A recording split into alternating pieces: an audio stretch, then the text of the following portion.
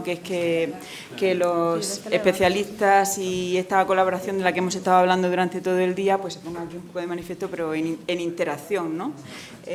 Así que, bueno, pues María y David en el equipo Universidad y Samuel y Elena en el equipo Policía Nacional, pero bueno, todos formando parte de este equipo multidisciplinar del que hablábamos desde el principio, pues vamos a ver si aclaramos alguna duda. Entonces yo invito a todos los que quieran participar. Yo tengo aquí algunas preguntas preparadas, casi tendría que decir, empieza por el principio y continúa hasta el final, nos lo explicas todo, casi tendría que decírselo a todos los, pero bueno, con algunas cosas me he quedado. Vamos a ver, yo lo primero que me pregunto es, ¿alguna vez como historiadores habíais imaginado que algo que encontraseis en una excavación iba a acabar en los laboratorios de Policía Nacional? No.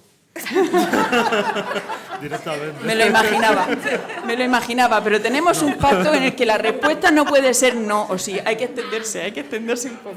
Así que, por favor, buena pregunta. Venga. Bueno, pues, a ver, en las excavaciones, obviamente, no solo esa pregunta que tú estás haciendo, sino también es una pregunta muy habitual, es, ¿alguna vez te imaginabas que en una excavación ibas a encontrar algo excepcional o algo único? Evidentemente no partes con la idea de encontrar el objeto, el hallazgo, lo excepcional, porque todas las investigaciones arqueológicas bueno, no solo nosotros, sino cualquier arqueólogo, lo que hacemos es, por encima de los hallazgos y por encima de los restos y por encima de los objetos, pues intentar reconstruir las actividades humanas. Luego, si ya tienes el premio de encontrarte con algo excepcional, pues yo qué sé, como en Atapuerca se puede encontrar un cráneo único, como en otro sitio te puedes encontrar algo excepcional, pues bueno, pues bienvenido sea. Pero evidentemente nunca te generas expectativas antes de hacer una investigación, sino que al final la investigación arqueológica consiste en los arqueólogos en intentar saber más sobre unas poblaciones humanas, sobre lo único que nos encontramos es la basura, los restos, los desperdicios, lo que han querido abandonar y lo que no se han querido llevar de los sitios que localizamos. Entonces, en ese contexto, pues yo creo que no te imaginas colaborar con la policía, pero es que tampoco te imaginas en concreto dónde pones el foco a la hora de estudiar algo. Lo que sí es cierto es que luego, una vez que te encuentras algo, yo creo que no te pones un límite. Es decir, te encuentras, en este caso, la piedra con esas marcas y, bueno, pues en el intento de investigarlo, de sacarle, de exprimirlo al máximo, pues evidentemente valoras todas las opciones y dices tú, bueno, pues ¿quién puede saber si esto lo pudo poner alguien con un dedo? ¿Quién puede saber más de huellas en este mundo, ¿no? La Pues Policía la Nacional. Efectivamente. Claro, y además es que hay que apuntar que es que cuando apareció la piedra, nosotros le dábamos 1000 vueltas a la cabeza porque queríamos exprimir al máximo los resultados y queríamos ser lo más rigurosos posibles, porque estábamos tocando un debate muy candente que ha generado mucha controversia, como es el arte neandertal. Teniendo en cuenta que estábamos tocando un tema peliagudo, porque en el artículo de Science que ha puesto David antes en su presentación, luego hubo una réplica por parte de un grupo de arqueólogos, y una de las cuestiones que argumentaban precisamente es que no se habían encontrado objetos de arte mueble, como sería la piedra, pintados. Ese arte mueble que aparece en la pared, no tenemos ningún objeto de la cultura material de los neandertales que haya sido pintado con un dedo. Y eso, claro, al poco tiempo empiezan a aparecer huesos grabados. Y la gente, muchos de esos autores empiezan a caer de la lista. ¿Qué otra implicación tiene el descubrimiento de esta piedra para los arqueólogos y arqueólogas que nos dedicamos a la arqueología prehistórica? Pues que es un antes y un después. Es que esta piedra está marcando esta piedra, esta cara, o como lo queramos llamar, la piedra, está marcando un nuevo punto de partida, porque ya nos encontramos en un contexto estratigráfico que podemos datar y que tenemos el nivel por encima y el nivel de por debajo perfectamente adscritos a contextos de que habitaron los neandertales. Podemos decir que los neandertales, pues, capacidad de mente simbólica, poniendo un punto donde lo han puesto, parece que pueden tener. Entonces, nosotros queríamos confirmar que eso, pues, había tenido una alteración antrópica en algún modo, porque, y claro, lo primero que se nos vino a la cabeza fue una huella. ¿Habrá aquí una huella? Pero claro, no se veía nada. Entonces ahí fue cuando se nos encendió la bombillita y fue cuando acudimos a vosotros. Claro, me imagino que, bueno, lo de hacer visible... Y cuando conocimos a Samuel. Sí, no, luego a Elena. Samuel, evidentemente ha hecho un trabajo mucho más amplio que el que mismo ha querido reconocer. Está claro. Bueno, creo que tenemos aquí una pregunta. Evidentemente, por concluir un poco, esta colaboración también lo que nos abre, porque siempre al final en investigación, en ciencia, siempre estás descubriendo cosas nuevas constantemente. Y sobre todo la vinculación con otras disciplinas, pues lo que te hace es constantemente seguir aprendiendo y seguir ampliando la capacidad de que, digamos, el horizonte de investigación y las posibilidades de seguir escudriñando ese pasado, pues la verdad es que no tiene límite. Entonces, bueno, pues esta colaboración, yo creo que en este sentido, pues nos ha parecido que, bueno, pues es algo que no hubiésemos sospechado, la verdad, poder sacar una huella de ahí. Bueno, con permiso, soy el jefe superior de Castilla y León. Del tema de policía científica prácticamente no lo he tratado nunca en mi carrera profesional, pero sí que los he utilizado, pues, evidentemente para coger indicios, etcétera, para demostrar la casuística de cualquier incidencia que nos hayamos topado. Mi pregunta, primero, decir excelente trabajo, tanto de policía científica como del grupo de arqueología que lo llevó, enhorabuena. Pero mi pregunta era, yo sé que policía científica a nivel internacional, de Policía Nacional, goza de un prestigio impresionante. Si los informes de la policía científica, tanto dactiloscópicos como de fotografía, los aceptaron así como así el resto de los arqueólogos que tenían la opinión contraria. Quiero decir que desvirtuaron sus fundamentos, sus razones, o hubo que pelear para demostrarlo. Nada más. No, gracias. Hemos enviado... Bueno, esta es la primicia. Acabamos de dar la primicia en este Estamos curso. Todavía en el proceso.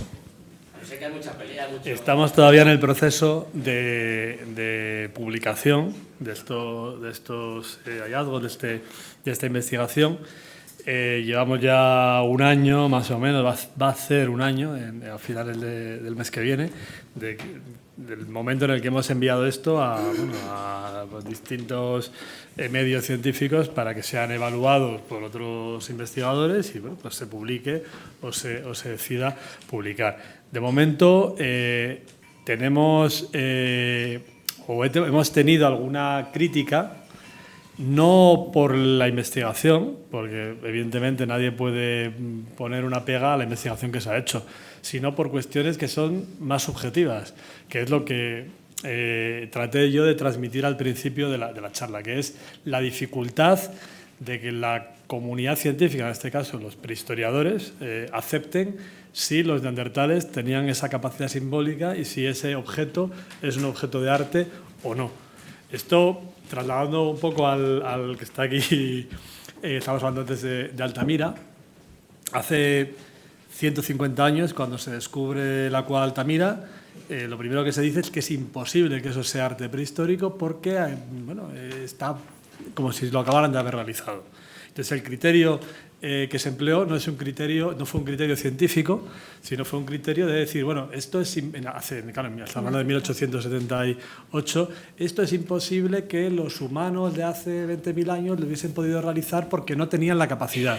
Bueno, pero ¿por qué no tenían la capacidad? ¿En qué se sustenta ese argumento. Bueno, pues parece mentira que 150 años después sigamos todavía en muchos ámbitos de la ciencia poniendo a veces argumentos que no son científicos a la hora de valorar o no si un hallazgo es creíble o tiene todos los parabienes o no los tiene. Y en este caso, pues bueno, yo creo que, por lo menos en el ámbito prehistórico, en el ámbito arqueológico, con la investigación que se ha realizado por parte de la Policía Científica, yo creo que no hay argumentos para poder decir que eso está mal o que eso es incorrecto. Los argumentos, como vuelvo a decir, tristemente suelen venir por cuestiones más subjetivas que parece que, bueno, que en el ámbito, por lo menos en nuestro ámbito, imagino que en otros también sucede más, parece como que tengamos todavía la dificultad de asumir que los neandertales o otros humanos de hace 40 o 50.000 años tuviesen determinadas capacidades que hoy en día solo presuponemos que las tuvo nuestra especie o nuestro grupo humano. Entonces, bueno, eso al final no es un argumento científico, es otra historia, claro. Nada. Pero eso sigue teniendo todavía, tristemente, a veces peso. Sí, desde luego, a las revisiones que hemos recibido del artículo, que han sido algunas muy buenas y alguna escéptica, por cuestiones, como ha indicado David, subjetivas, desde luego que el trabajo de la Policía Científica no se le ha puesto ni un pero, ni se le han puesto ni una coma. O sea, no hay ninguna pega. Lo único hay cuestiones de índole subjetiva. Y también quiero hacer una reflexión, porque es que ha dicho David el arte rupestre, pero es que los neandertales desde el principio han sido también, como especie, considerados como algo inferior. Cuando se descubrieron los fósiles de los primeros neandertales que aparecieron en una cantera en el Valle de Neander, claro, estábamos en 1856, perdón. En 1856 todavía no se había publicado El origen de las especies. Entonces, ¿qué pasó? Que los neandertales, quienes hicieron el estudio primero, que fueron dos anatomistas, Schaffhausen y Mayer, creo que se llaman, pues estos dos anatomistas consideraron que era una especie, podría ser una especie diferente a la nuestra, que era impensable para los científicos del momento a mediados del 19. ¿Qué pasó? Que se publica El origen de las especies. Mientras tanto, siguen recibiendo críticas despiadadas, diciendo que la nueva especie, que todavía no tiene nombre, era un soldado cosaco ruso que tenía raquitismo. Bueno, por eso tenía pues el cuerpo un poco arqueado y tenía el mentón para atrás y tenía una serie de problemas anatómicos que no... Entonces, ¿qué pasó?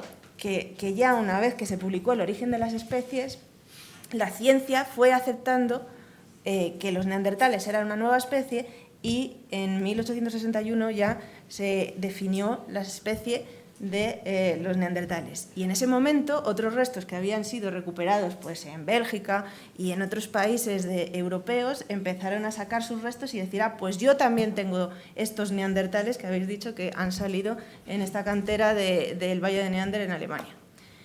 Entonces, claro, en ciencia muchas veces cuesta admitir por cuestiones subjetivas y estamos en un contexto que la geología estaba basada en el mundo del catastrofismo, en la geografía, el diluvio universal, las teorías catastrofistas. Eso era lo que imperaba hasta que empezaron a publicarse los principios de geología de Charles Lyell y otra serie de libros científicos que corroboraban toda esta cuestión de las estratigrafías, la antigüedad de los diferentes estratos arqueológicos y la geología. Entonces, cada vez que la ciencia se enfrenta a la ruptura de un nuevo paradigma, igual que se enfrentó Galileo en su tiempo o que se enfrentaron en el siglo XIX a la consideración de si los neandertales eran neandertales o Marcelino Sánchez Autola se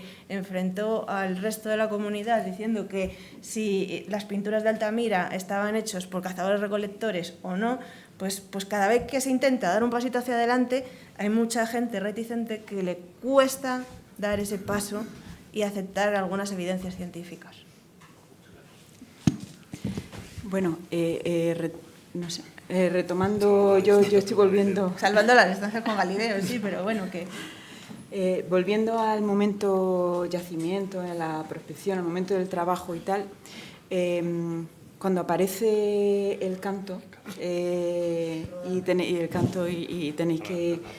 la piedra, sí. Cuando aparece la piedra, quiero decirte, yo no tengo paciencia para trabajar en eso, porque la hubiese sacado así como muy rápido y tal. Entiendo que ese no es el procedimiento, yo conozco los míos, los procedimientos vuestros los desconozco, pero entiendo que trabajamos todos con procedimientos, ¿no? En ese momento, cuando sale, no ya es que... ¿Cuándo pasa la piedra a ser algo excepcional? Porque tú estabas hablando, esto es algo excepcional, ¿no? ¿En qué fases se atraviesan desde el hallazgo en ese estrato H que se data de 42.000, 43.000 años, tal, a que eso empieza a percibir? Porque, bueno, en un primer momento era una piedra. ¿En qué momento ya empieza a adquirir esa cualidad de excepcionalidad, de canto? ¿Cuándo ya pasa a ser Doña Piedra? Ya de piedra a Doña Piedra. Después de 3 meses con vosotros ya lo podéis llamar como queráis. O sea, que no hay ningún problema. Casi de la familia. Sí, sí. Bueno, en primer lugar, lo que me gustaría antes de nada decir es que tampoco creo que los procedimientos sean tan distintos, porque al final en una excavación arqueológica lo que se trata también es de documentar todo de la manera más precisa en su posición, con lo cual al final es muy parecido lo que podéis hacer vosotros con lo que podemos hacer en una excavación arqueológica. Es decir, antes de levantar una piedra, pues lógicamente hay que documentarla, fotografiarla y luego ya pues se puede mover y demás. Entonces, en este caso, cuando empezábamos, que antes lo estábamos hablando, ¿no? Cuando empezamos el momento la mañana que efectivamente que empezó a asomar la piedra en el sedimento, pues ya se veían las marcas, porque estaba en esa posición. Entonces ahí ya dijimos, bueno, en plan te acercas a verlo, están ahí excavando y dices tú, bueno, esto, una cara, venga, seguid excavando y tal. Y a medida que se iba excavando y que se iba viendo, pues decíamos, bueno, una cara, pues ya estábamos ya con la broma, medio en broma, ya medio en serio, poco a poco, ya cuando se iba viendo ya en toda la dimensión la piedra, y antes de exhumarla, pues más o menos ya estamos diciendo, bueno, esto parece que es algo. De hecho, si no hubiese sido así, no habríamos podido tomar esas fotografías y hacer toda esa documentación fotogramétrica, porque hicimos una fotogrametría de detalle con la pieza en varias fases de la excavación para documentar con precisión la posición estratigráfica y el contexto de recuperación de la piedra, vamos a llamarla así. Y claro, eso pues fue así porque ya desde el primer momento vimos que ahí había algo diferente. Sobre todo porque, bueno, ya en cuanto se empezó a limpiar, el punto rojo ya se veía. Y claro, el punto rojo y dices, bueno, esto algo es. Tan es así que prácticamente la sacamos y esa misma semana terminaba la excavación. Y vamos, terminó la excavación, yo no recuerdo exactamente qué día fui, y nos fuimos a hacer un modelo 3D, nos fuimos a la Facultad de Geológicas, que ya estaban prácticamente, claro, la excavación termina a finales de julio, en agosto ya la universidad está cerrada prácticamente, y nos fuimos corriendo, porque yo contacté con el laboratorio de geológicas de la UCM para ver si se podía hacer un análisis, y pillé al técnico que me dijo, me voy mañana de vacaciones, y yo, bueno, ¿a qué hora te vas hoy? Y me fui corriendo a Madrid y la conseguimos analizar. O sea, que realmente nos dimos cuenta en el momento que ya vimos el punto rojo. Yo creo que el punto rojo fue lo que fue determinante, y bueno, y así ha sido. O sea, el centro de la investigación gira en torno a la caracterización de ese punto. Sin punto rojo, las oquedades y la morfología de la piedra pues no quedaría nada más que en algo anecdótico, difícil de demostrar si eso tiene o no tiene intervención humana. El hecho de que tenga un punto rojo, que haya una huella, pues es lo que al final hace que eso no haya duda la intervención humana, y no haya duda la intervención humana de poner un punto en esa en esa posición, con lo cual pues hace que las otras marcas adquieran pues un valor que si no hubiese punto pues bueno, pues quedaría en algo muy difícil de demostrar. Claro. O sea que hemos sido críticos, hemos hecho Totalmente. una aportación ahí. Totalmente. Totalmente. Gracias. Además, quería apuntar una cosa, es que en el momento que apareció la piedra, lo primero que pensamos es que el punto rojo podría ser natural. Y ahí entró el geólogo de nuestro equipo, Andrés Díez, del IGME, que enseguida se llevó la piedra para que un experto en mineralogía identificara si ese punto rojo podría ser es un leucogranito, ¿no?, que tuviera incrustado un granate, ¿no? Y el mineralogista del Instituto Geológico Minero de España, del CSIC, determinó que no, que era algo que estaba pegado, que eso no era un granate que estaba dentro de la piedra, sino que había algo que estaba pegado y puesto ahí encima de la piedra. Por eso, entonces ahí ya nos saltaron las alarmas, porque no era algo natural. Ya estábamos sabiendo que un experto mineralogista nos decía que eso era ajeno a ese leucogranito, porque cuando aparecen granates no son tan grandes como el punto rojo que tiene la piedra. Bueno, ahora voy para este lado ya. Toca para ellos. Cuando ya nos encontramos y vimos, nos hicieron entrega de la piedra y tal, la verdad es que bueno, en la foto se ha visto un poco la cara de situación que pero bueno, yo personalmente lo bueno es que yo dije, Samuel, toma la piedra, y Samuel se quedó con la piedra. Entonces, Samuel, ahora, de verdad, que nadie nos escucha, ahora me lo puedes decir, ¿qué pensaste en ese momento? Vaya marrón. ¿De verdad? Bueno, vaya marrón. Bueno, la verdad es que el trabajo, ya desde ese momento, bueno, ya antes de que María y David hubieran llegado, pues bueno, me decían, oye, tenemos un trabajo de los que a ti te gustan. O sea, es una fricada, es una cosa muy rara, pero bueno, yo creo que te va a gustar. Bueno, en fin, me guste o no, hay que hacerlo, ¿no? Y la verdad es que, bueno, me sorprendió primero el efecto, luego también la pasión con la que ellos hablaban, que, bueno, la habéis visto y la verdad es que eso se contagia. Y luego fue una responsabilidad, porque yo me tomé, ya no en lo profesional, sino en lo personal, un reto de que si algo había en esa piedra, en esa Rolling Stone, nosotros teníamos que encontrarlo, ¿de acuerdo? Y el trabajo en sí, el trabajo con el canto, yo lo tengo que decir, fue un trabajo que llevó muy poco tiempo. Nos llevó muy poco tiempo. Lo que más nos costó realmente fue la labor de documentación y ensayo y error previa. ¿De acuerdo?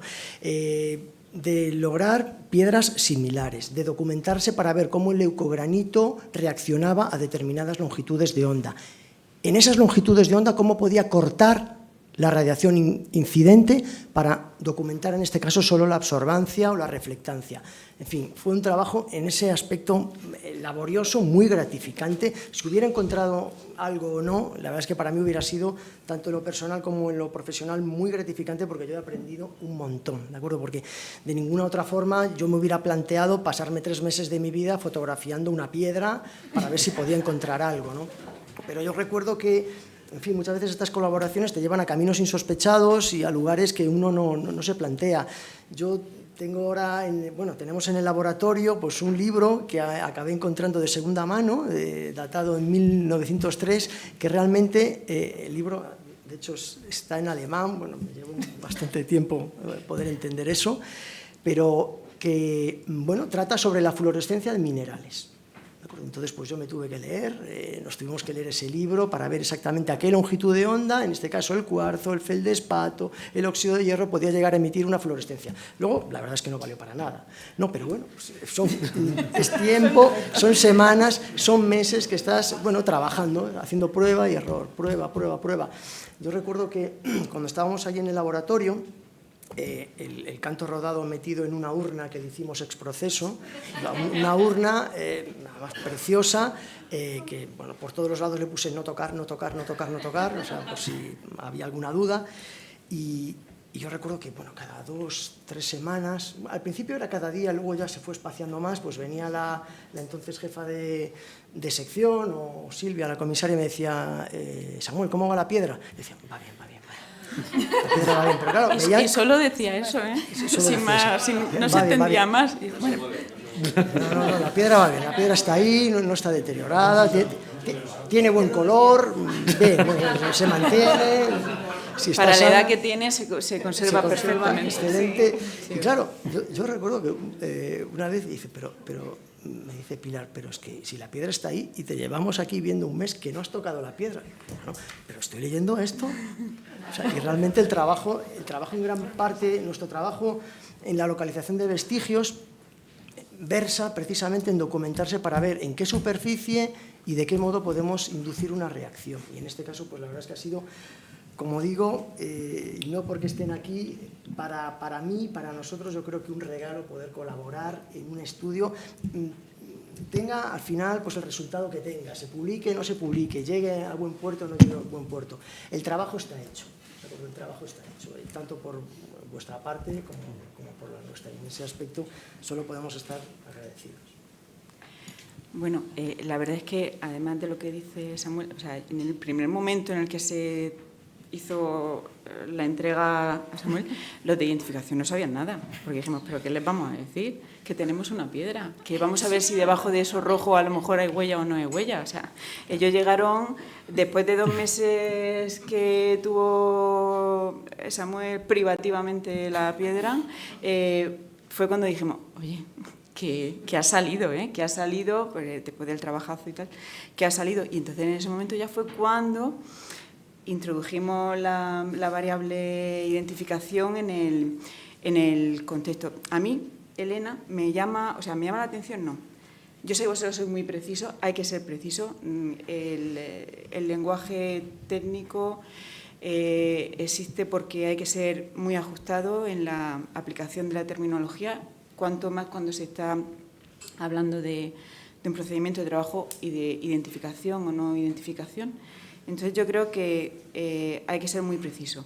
Pero, ¿qué significa imagen lofoscópica o dibujo lofoscópico? Que fuisteis muy específicos, pero la gente lo que a lo mejor tiene en su imaginario es, ¿pero es una huella humana o no?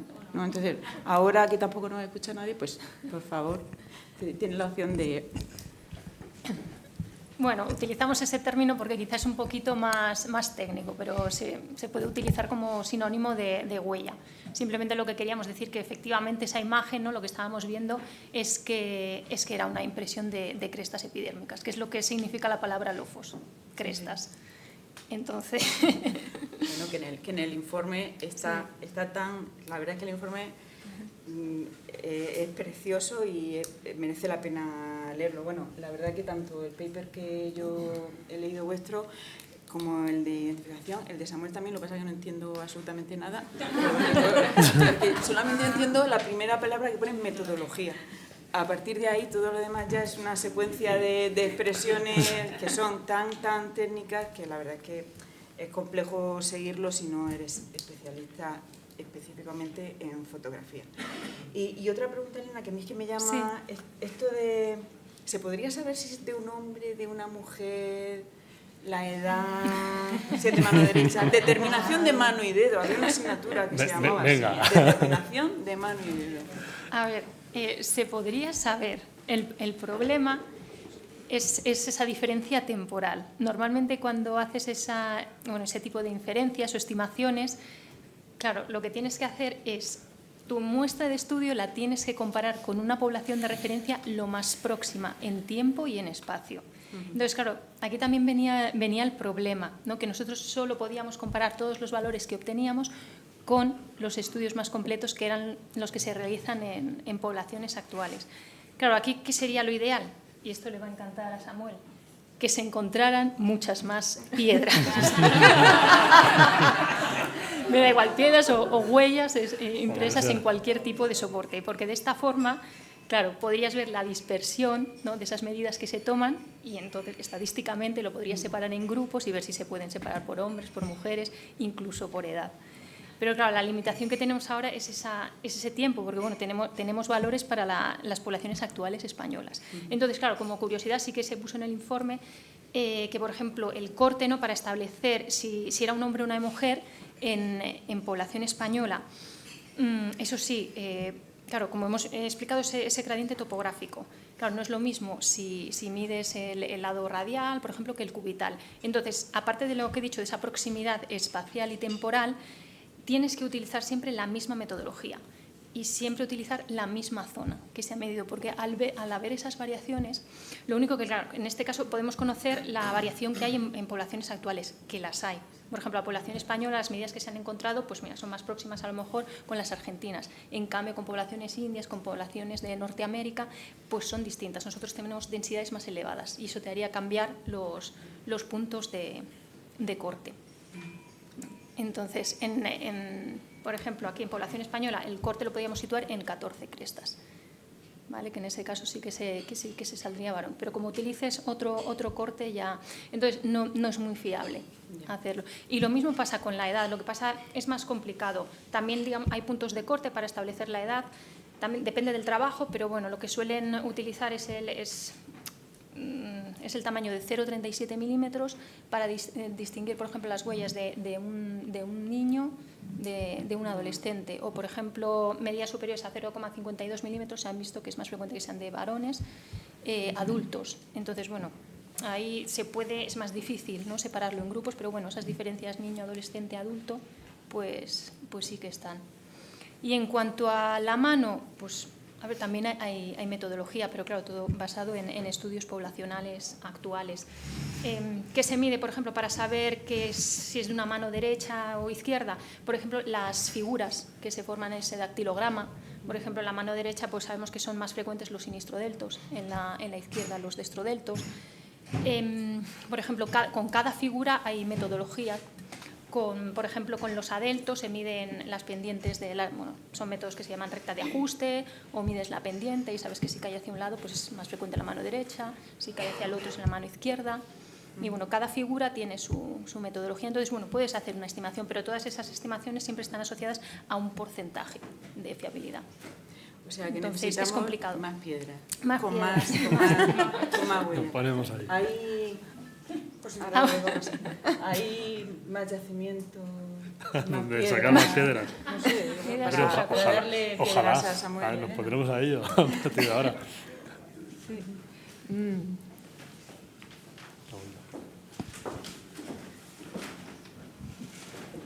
Esta es una pregunta para los arqueólogos. La pregunta del millón, ¿para qué sirve? Puede tener un sentido religioso, funerario, como la Venus de Rutherford, para el tema de fertilidad, y también se ha encontrado algo parecido en alguna parte del mundo. No. ¿Es la única? ¿Puede haber más piedras? Esta piedra o este canto con esas características evidentemente es único, no hay nada similar. Lo más similar a esto, entendiendo que podríamos estar hablando de una representación de un rostro, sería ese nódulo de Sires que puse antes en la foto con un hueso incrustado. O sea, para que veamos que lo que tenemos, en el contexto en el que se ha hablado de representaciones humanas a este nivel. Es decir, no hay nada comparativo con lo que podamos presuponer algún tipo de funcionalidad o uso. Y además es que, pues como con cualquier cosa, como el arte rupestre, o sea, Altamira, cualquier evidencia simbólica de hace 20, 30, 40.000 años, es imposible hoy en día saber la finalidad última de eso. Por eso nosotros, cuando lo estudiamos, lo planteamos, lo mostramos y lo interpretamos, hablamos de simbolismo. No hablamos ni de arte, ni de una funcionalidad concreta, ni de ritualidad, sino es un elemento que sirve para demostrar la capacidad simbólica de unos seres humanos, ¿vale? Esa capacidad simbólica puede ser con la finalidad de crear un arte, por ejemplo, o crear cualquier otro tipo de elemento utilitario o no en un contexto, por ejemplo, ritual o en un contexto, yo qué sé, del uso que sea. Pero eso nos pasa en este caso y con cualquier otro elemento prehistórico descubierto en cualquier yacimiento del mundo. O sea, es imposible nunca saber la finalidad última de todos esos elementos que entran en la órbita de lo que no es utilitario. Porque tú cuando encuentras una herramienta de corte, pues esto es para cortar. Cuando encuentras algo, yo qué sé, una maza, pues esto seguramente es para golpear. Pero cuando te encuentras un objeto que se escapa de cualquier uso conocido y entra dentro de esa órbita, como decir, el mundo simbólico, la finalidad es imposible de saber. Claro, puedes especular mucho, pero claro, entras dentro de lo que ya no es, digamos, científico, porque no puedes apoyarlo en ningún argumento. Nosotros decíamos, bueno, pues ¿qué habrá ahí en el abrigo? ¿Por qué un grupo de neandertales dejó esta piedra y la puso ahí encima? ¿Por qué la dejó ahí colocada? ¿Qué motivó que la dejaran de esa manera? Porque tampoco la han tirado. Porque si la hubiesen tirado de cualquier manera, seguramente estaría volteada, estaría inclinada, pero nosotros también planteamos que está depositada intencionalmente en esa posición y en ese lugar. Eso seguramente podría indicar que en el yacimiento hay algo más. Hay algo más en el contexto del cual ese canto pues tiene algo que ver. Pero claro, eso hasta que no excavemos más hacia el interior y no abramos más el yacimiento, pues no podríamos saber si esa piedra está en conexión con otra cosa. ¿Qué puede ser? ¿Un enterramiento? Por ejemplo, podría ser o no. Podría ser cualquier otro tipo de actividad que hayan realizado ahí, pero el caso es que hay una intencionalidad a la hora de depositar. Además es que está, claro, no se ve la imagen, pero si entras en el abrigo, está justo colocada, como digamos, en la entrada y en una posición central, puesto boca arriba y mirando hacia el exterior. O sea, no está en una posición, digamos, totalmente aleatoria. Entonces, bueno, pues evidentemente tiene una intencionalidad. ¿Cuál? Claro. Eso está hasta que no encontremos más. Claro, está muy vinculado también con la función del yacimiento arqueológico. Y hasta que no tengamos más metros cuadrados excavados, no vamos a saber cuál es la función. Antes mencioné el abrigo del Molino. El abrigo del Molino está a 400 metros del abrigo de San Lázaro. Y sí que sabemos, por lo que ha aparecido en un yacimiento y otro, que funcionalmente eran diferentes, porque la industria lítica que aparece en un yacimiento y en otro es diferente. Es decir, en un yacimiento nos aparecen, en el abrigo del Molino en este caso, más restos de la talla, o sea, se nota que allí han estado tallando, tenemos incluso piezas que remontan entre sí, o sea que ahí ha habido una actividad de talla, pero en el abrigo de San Lázaro lo que aparecen son herramientas ya fabricadas. O sea, quiere decir, toda esa parte del registro arqueológico que va desde que cogemos un nódulo de piedra y empezamos a tallarlo hasta que damos forma a un utensilio, eso lo tenemos en un yacimiento.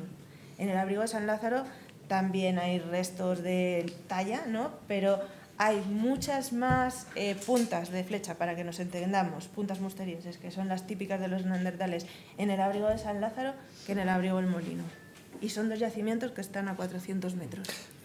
Sí, además en cualquier caso vuelvo a decir lo mismo. El hecho de que solo haya un objeto así conocido, no conozcamos nada equiparable, pues claro, es que no nos permite tampoco hacer ninguna interpretación comparativa con nada que conozcamos, más que pues, esas especulaciones. Hombre, seguramente fuera, si quitamos el micro, nos vamos afuera y pues hablamos con un poco más de confianza, pues podría dar una opinión que evidentemente no deja de ser una opinión sin un soporte científico, Salo. Pero lo que yo creo, que al final es lo que basamos muchas de las hipótesis de trabajo, pues al final tienen que ser confirmadas con hechos y con evidencias. Pero bueno, más o menos tenemos una idea que bueno, que habrá que confirmar a dónde nos lleva. Entonces me parece que después de lo que nos ha comentado Elena y Samuel, y lo que necesitamos más yacimientos, ¿no? Más yacimientos, más prospecciones para que salgan más piedras, para que se pueda... Necesitáis más huellas también. Claro, tenemos que hacer un estudio más amplio. ¿Cómo se gesta todo esto? Hay que decir que vuelvo otra vez a lo que comentaba antes. Cuando, por ejemplo, en este caso, vemos el trabajo que ha realizado Samuel, el trabajo que han realizado en identificación, y vemos las posibilidades de obtener información en unos contextos donde igual hace un año no nos imaginábamos que se podría recuperar esa información, pues eso también te hace ir cambiando un poco la manera de abordar la investigación a futuro. Es decir, bueno, pues igual ahora la próxima vez que abramos el yacimiento, pues te fijas más en otras cosas que antes, pues igual no te fijas. Pero bueno, eso creo que nos pasa a todos, evidentemente, es algo normal. Entonces, bueno, ahora pues igual las posibilidades de recuperar evidencias que puedan confirmar o que puedan encontrarse más huellas, pues bueno, pues se abren porque ahora ya sabemos que se pueden localizar. Entonces te vas a fijar más en ello. Cuando no te fijas en ello, pues evidentemente no crees que se van a localizar, pues no las encuentras. Esto siempre funciona así. Cuando alguien no piensa que no va a encontrar algo, pues no lo encuentra.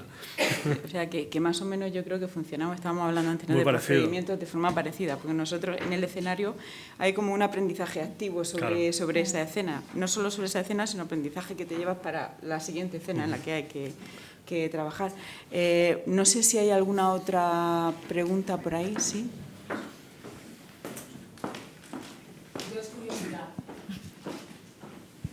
Quería preguntaros si le habéis dado algún nombre a la piedra, las condiciones de conservación y dónde se encuentra, y si creéis que en un futuro se va a volver a poder hacer algún estudio o se pudiera hacer algún estudio similar al que se ha hecho. A ver, lo del nombre de la piedra es algo que nos han comentado.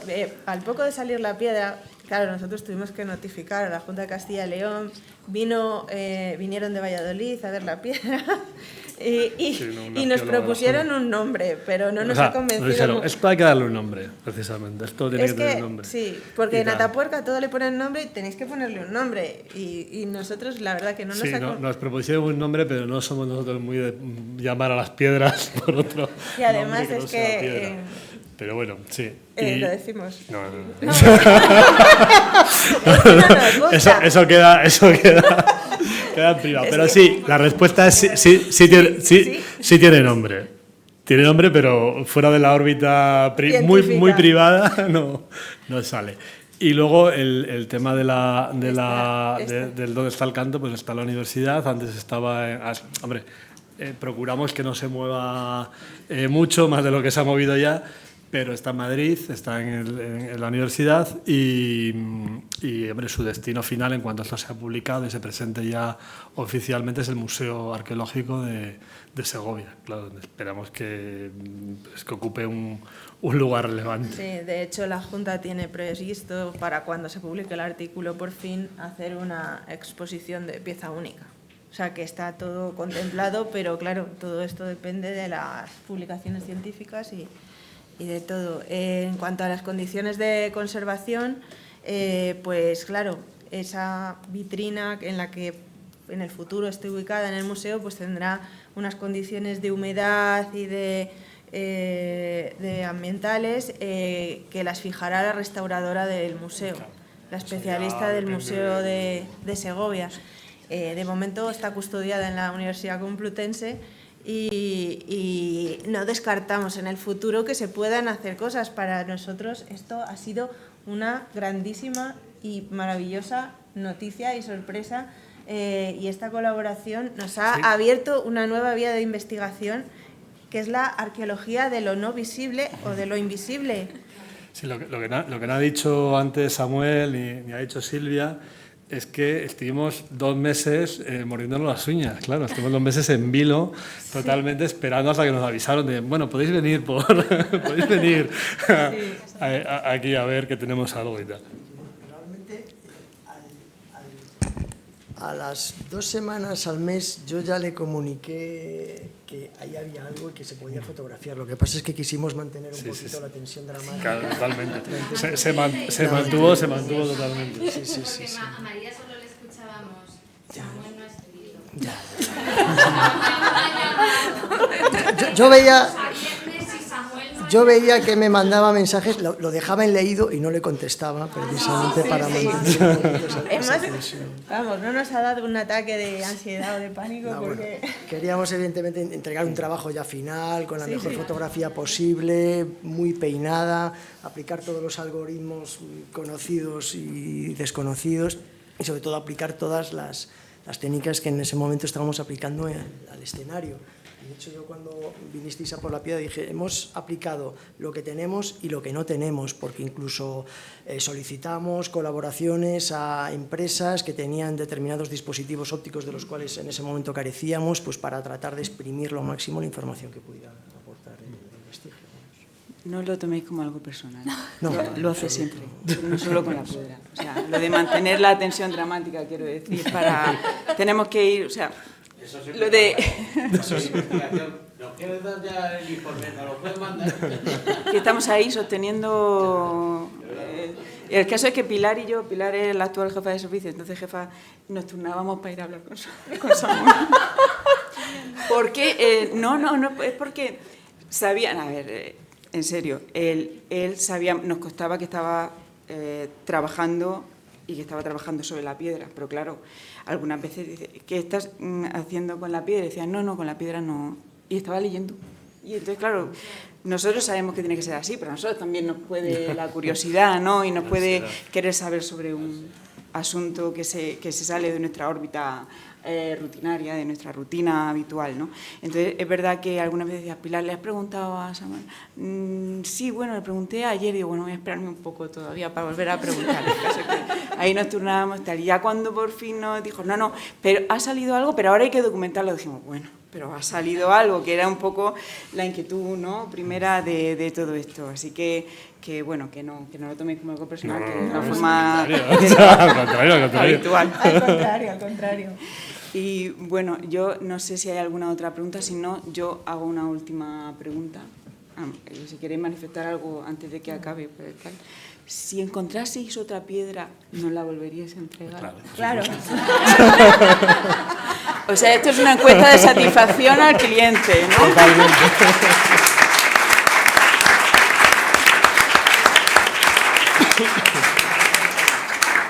Bueno, yo solo, quiero, lo hemos dicho, yo creo que todo esto ha sido un reto, ha sido una oportunidad, nos ha puesto en un contexto diferente al habitual. Aparte, ha sido personalmente pues un placer conoceros a todos y haber trabajado con vosotros. Deseamos lo mejor para que acabe con éxito el tema de la publicación, que acabe con éxito el tema de que os vuelvan a permitir acceder al yacimiento. Cuando podáis ir, llamarnos, que nosotros nos apuntamos encantados a la excursión y a colaborar. Yo me guardo mi impaciencia y me pongo también y bueno, enhorabuena, muchas gracias por la oportunidad y bueno, espero que esto sea solamente una primera fase y que podamos continuar pronto con esto. Por supuesto. Muchas Muy gracias. agradecidos nosotros a la Policía Científica. Nos hemos dado cuenta que en nuestras excavaciones, aparte de un psicólogo, que hace mucha falta cuando llevas muchos días de excavación, nos hace también falta a la Policía Científica en nuestros yacimientos, porque creo que ellos son capaces de llegar y ver cosas que nosotros no nos habíamos dado cuenta. Entonces, creo que hacéis un trabajo maravilloso y que toda la arqueología del mundo debería necesitar a la Policía Científica. Muchas gracias.